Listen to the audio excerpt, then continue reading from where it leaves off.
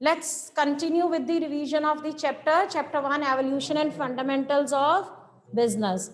We have already covered the two types of economic activities, that is business and profession.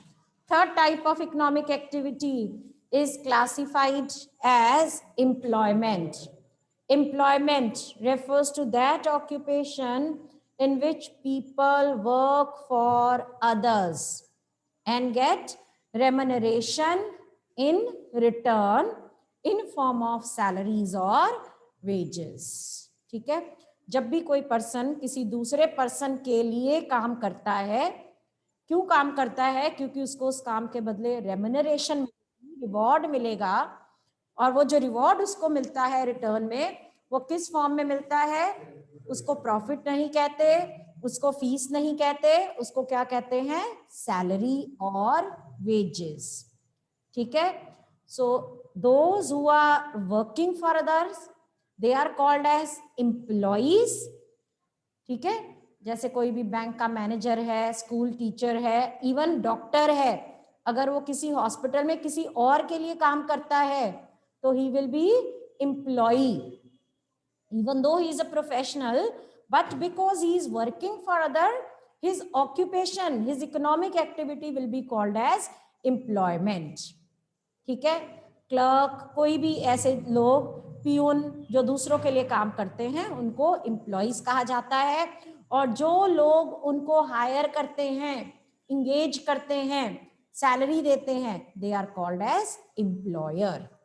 ठीक है, सो now let us, we have discussed all the three types of economic activities. Let us see what's the difference among three economic activities, that is business, profession and employment. We can classify these on different bases. First base we can take mode of establishment or commencement. Mode of establishment or commencement. Business bete, commencement of business depends upon what?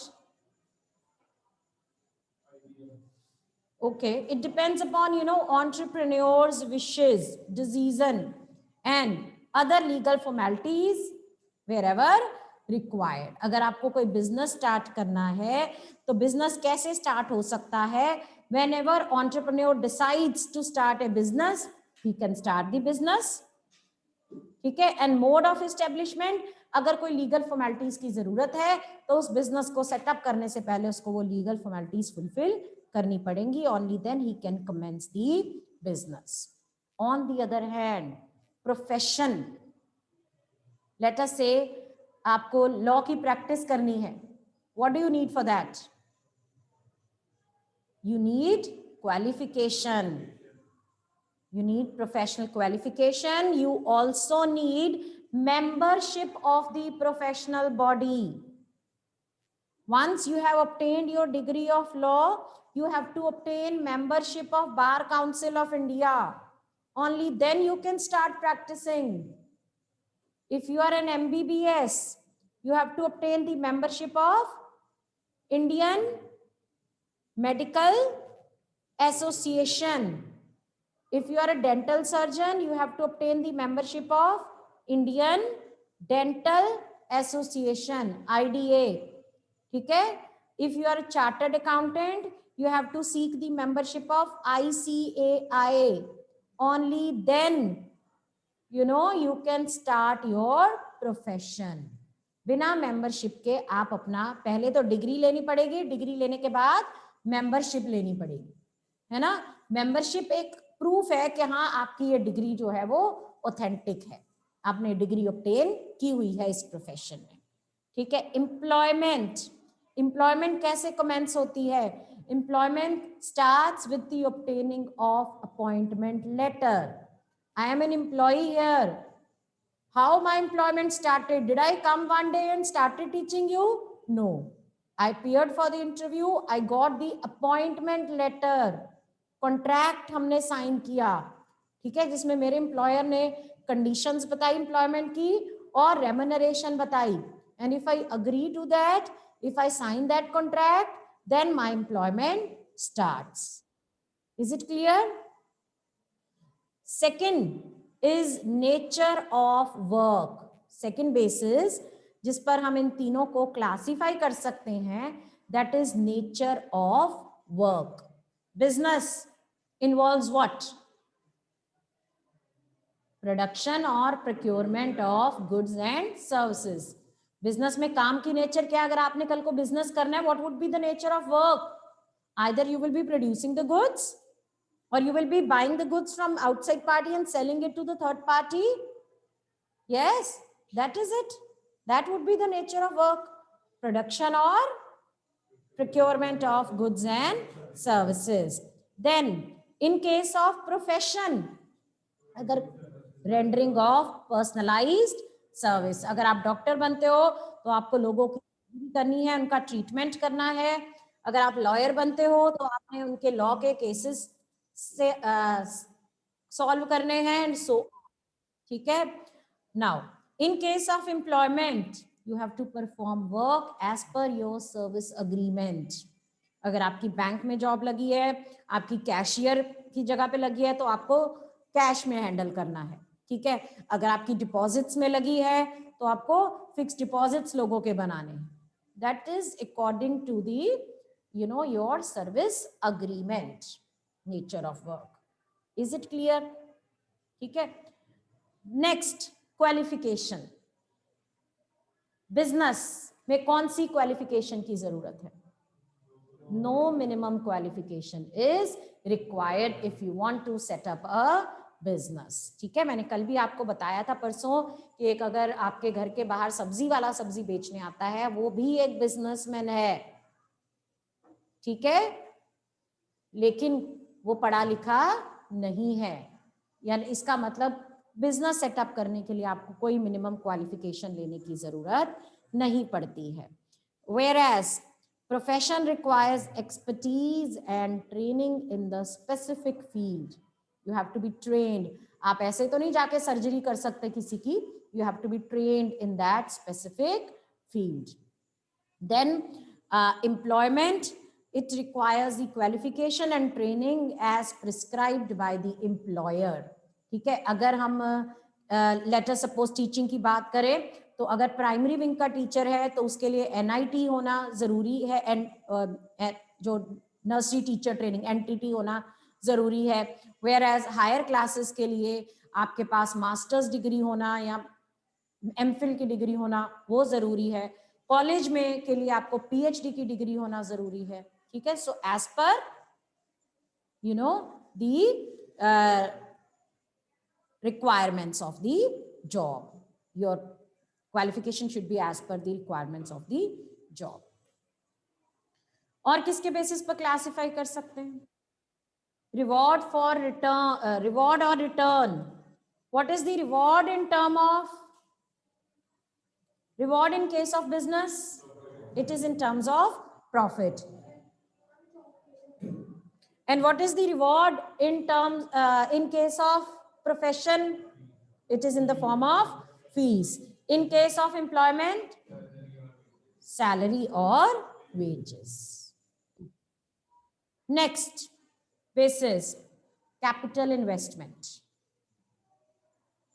Business में कौन सी investment, कितनी investment की requirement? हाँ, huge capital. But it depends upon the nature of the business, size of the business. If you are setting up business on small scale, you require very less capital. जैसे मैंने कहा सब्जी वाला भी business कर रहा है तो उसको ज्यादा इन्वेस्टमेंट की जरूरत नहीं है. So it depends upon the nature of the business. It depends upon the scale of the business. In case of profession, it requires better limited capital for establishment. अगर हम प्रोफेशन की बात करें तो उसमें लिमिटेड कैपिटल की जरूरत है. क्योंकि आप जैसे लॉयर बन गए, आपको एक ऑफिस चाहिए. वेयरएज अगर आपको कोई प्रोडक्शन करनी है तो आपको पूरी फैक्ट्री प्रेमिसेस चाहिए, आपको मशीनरी चाहिए. या आप ट्रेडिंग बिजनेस में हो तो आपको स्टॉक के लिए कैपिटल चाहिए. लेकिन अगर आप लॉयर बन गए हो, आपको सिर्फ क्या चाहिए? आपको एक ऑफिस चाहिए, आपको अपनी लॉ की बुक्स चाहिए. ठीक है. So less As compared to business, less capital is required in case of a profession. On the other hand, employment में कितनी इन्वेस्टमेंट की जरूरत है? कम या ज्यादा? No investment. You're working for other, you need not invest anything. Here you are working for others. ठीक है? Risk, another criteria on the basis of which we can classify them is risk. So what is the amount of risk in case of business? Huge risk is involved. Of course, it depends upon, nature and size of the business, but then risk is there. Profession, less risk, very less risk. ठीक है? In case of employment, no risk is there. ठीक है? कोई risk नहीं है. Come what में आपको अपनी सैलरी मिल जानी है. Then transfer of interest. Business, किसी एक पर्सन का बिजनेस है, क्या वो अपना इंटरेस्ट दूसरे पर्सन को पास ऑन कर सकता है? Yes. In case of business, interest can be transferred to the another. जैसे एक फादर ओल्ड एज आ गई उसकी, वो अपने बेटे को कहता है अब मेरा बिजनेस तू संभाल ले, वो हैंड ओवर कर देता है. He transfers his interest to his family members. Whereas अगर एक लॉयर है तो वो क्या अपनी डिग्री अपने बच्चे को पास ऑन कर सकता है? नहीं कर सकता. उसके लिए उसको डिग्री खुद की लेनी पड़ेगी. हाँ, एक एस्टेब्लिश्ड प्रैक्टिस जरूर मिल सकती है. अगर सन ने लॉ की डिग्री हासिल की हुई है और उसका फादर लॉयर रहा है, तो उसको एक एस्टेब्लिश्ड प्रैक्टिस, एक गुडविल मिल जाएगी उसकी. लेकिन ये नहीं हम कह सकते कि उसकी सीट पे वो बैठ के प्रैक्टिस, उसकी डिग्री के बेसिस पर वो प्रैक्टिस करने लगे. नहीं. एम्प्लॉयमेंट में भी ट्रांसफर ऑफ इंटरेस्ट पॉसिबल नहीं है. ठीक है? Then motive, what is the motive of business, doing business? To earn profit. That of profession is to render services. Besides earning income, जब जो लोग प्रोफेशन में जाते हैं, ऑफ कोर्स उनको ये होता है हमने इनकम तो अर्न करनी है, थोड़ी ना उन्होंने भूखे मरना है. सिर्फ बिजनेसमैन ही थोड़ा ना पैसे कमाते हैं. तीनों इकोनॉमिक एक्टिविटीज हैं, तीनों से हमने पैसा कमाना है. लेकिन बेसिक मोटिव क्या है? बिजनेसमैन का बेसिक मोटिव है अपने प्रॉफिट को मैक्सिमाइज करना. वेयर एज जो प्रोफेशनल है, जो कि लॉयर या डॉक्टर हो सकते हैं, उनका मोटिव क्या होता है? सोसाइटी की को सर्विस प्रोवाइड करना. ठीक है? और एम्प्लॉयमेंट का भी मेन मोटिव अपना लाइवलीहुड अर्न करना है बाय अर्निंग दी सैलरी. ठीक है? उसके बाद एग्जाम्पल्स दे सकते हो आप. बिजनेस का कोई भी एग्जाम्पल आ जाएगा. फैक्ट्री है आपकी, कॉटन टेक्सटाइल फर्म है, कोई भी शॉप है, कुछ भी कह सकते हो. प्रोफेशन में डॉक्टर, लॉयर, सीए. ठीक है? एंड इसमें कोई भी एम्प्लॉयमेंट, क्लर्क, ठीक है, टीचर, बैंकर, ये सब एग्जाम्पल्स हैं एम्प्लॉयमेंट की. All right. Business activities can be classified into two broad categories: industry and commerce. Let us focus on industry. What do you mean by industry? Industry refers to that economic activity, those economic activities rather, which are concerned with the conversion of resources into useful goods. Natural resources यानी कि raw material यानी कि resources को finished good में convert करना, यानी उस चीज में कन्वर्ट करना जो कि आपकी वांट्स को सेटिस्फाई करने की कैपेबिलिटी रखते हैं. That is industry. ठीक है? Now, industry is of various types. बेटे बहुत सारी इकोनॉमिक एक्टिविटीज ऐसी हैं जहां पर रॉ मटेरियल को फिनिश्ड गुड में कन्वर्ट किया जाता है या यूजफुल थिंग में कन्वर्ट, जरूरी नहीं फिनिश्ड गुड, यूजफुल थिंग में कन्वर्ट किया जाता है. ठीक है? जिसमें यूटिलिटी ऐड की जाती है. वो सारी इकोनॉमिक एक्टिविटीज जिसके कारण यूटिलिटी ऐड की जाती है, ठीक है, वो इंडस्ट्री कहलाती हैं. So again there are thousands of industries. we can again broadly categorize them on the basis of nature of work. We can broadly categorize them into three main categories. One, primary industry. Another, secondary industry. And third one is tertiary industry. Territory नहीं कहना, क्या होता है ये? Tertiary industry. ठीक है. So primary के ऊपर फोकस करते हैं. सबसे पहले primary activities. Primary industry refers to those activities which are concerned with man's natural environment, जो कि मैन के नेचुरल इन्वायरमेंट से रिलेटेड हैं. ठीक है. ऐसी इंडस्ट्री जिसमें नेचर से ही रॉ मटेरियल लिया जाता है, which is concerned with man's natural environment. ठीक है. These are connected with the extraction and production of natural resources, extraction and production of natural resources, and reproduction and development of living organisms. ध्यान से सुनो.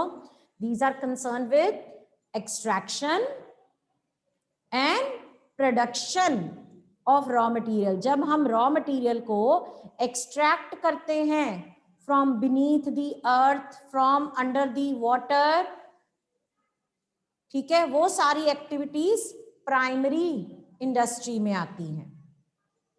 या हम reproduction of living organisms में deal करते हैं, वो भी प्राइमरी एक्टिविटीज में आती हैं. सो प्राइमरी इंडस्ट्री को फर्दर हम दो कैटेगरीज में डिवाइड कर सकते हैं. One, extractive industry, another genetic industry. Extractive बता ही दिया मैंने. Those activities which are related to the extraction of raw material from beneath the surface of earth और water. Give example of extractive industry. Okay, coal mines or fishing. Okay, so all these agriculture, all these are related to